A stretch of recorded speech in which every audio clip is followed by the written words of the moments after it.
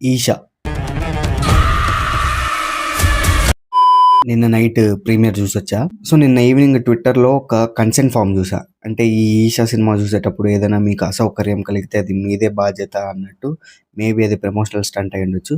ఇప్పుడు ఆ consent form fill చేసేంత భయంకరంగా ఉందా లేదా సినిమా అనేది రివ్యూలో చెప్తా, వచ్చేయండి. సో సినిమా స్టార్ట్ అయిన ఫస్ట్ 15-20 మినిట్స్ బిస్కెట్ పెద్దగా ఏ ఉండదు, ఎస్టాబ్లిష్మెంట్స్కి వెళ్ళిపోద్ది. ఈ ఎస్టాబ్లిష్మెంట్స్లో మోస్ట్ ఆర్టిఫిషియల్ ఫ్రెండ్షిప్ సాంగ్ ఒకటి వస్తుంది, చిరాకు దొబ్బుద్ది.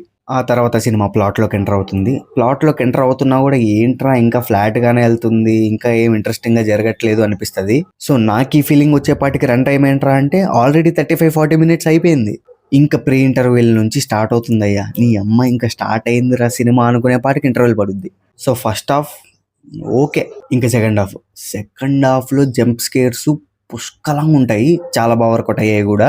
బట్ జంప్ స్కేర్ కి మధ్య స్టోరీ ఏదైతే ఉందో, ఆ క్యారెక్టర్స్ తీసుకునే డెసిషన్స్ కానీ, వాళ్ళు మాట్లాడే మాటలు కానీ చాలా స్టూపిడ్ అండ్ ఇమ్మెచ్యూర్ ఉంటాయి, ఇరిటేషన్ వస్తుంది. ఇంకా క్లైమాక్స్ ని ఒక మంచి పాయింట్లో ఎండ్ చేశారు. క్లైమాక్స్ లో ఆ ట్విస్ట్ రివీల్ అవ్వగానే ఇదా, దీనికోసం ఇంతసేపు స్టోరీ జరిగిందని కోపం వచ్చింది. బట్ సినిమా అంతా అయ్యాక బండిలో వెళ్తూ ఆలోచిస్తుంటే it's actually good idea. But చెప్పాగా, ఐడియా వైజ్ బాగున్నా కూడా క్యారెక్టర్స్ ని సరిగ్గా డిజైన్ చేసుకోలే, అందువల్ల ఓకే అనిపిస్తుంది. ఇంకా ఓవరాల్ గా Eesha is an average horror thriller. Jump scares కోసం మాత్రమే ట్రై చేయాలనుకునే వాళ్ళు ట్రై చేయొచ్చు, జంప్ స్కేర్స్ చాలా బాగా వర్కౌట్ అయ్యాయి. ఇంకా ఈ సినిమాకి మనం ఇచ్చే రేటింగ్ 2/5. సో మీరు సినిమా చూసారా, ఎలా అనిపించిందో ఒకసారి కింద చెప్పండి. సినిమాని చూసిన వాళ్ళైనా సైలెంట్ ఉంటారేమో కానీ అసలు ఇలాంటి సినిమా ఒకటి ఉంది అని తెలియని వాళ్ళు కూడా వచ్చి కామెంట్స్ పెడుతుంటారు. కనీసం వెళ్ళి సినిమా చూసైనా రండిరా బాబు. అలాంటి వాళ్ళకి పెద్దగా ఇన్విటేషన్ అవసరం లేదు, రండి, తెలుగు సినిమాని కాపాడండి.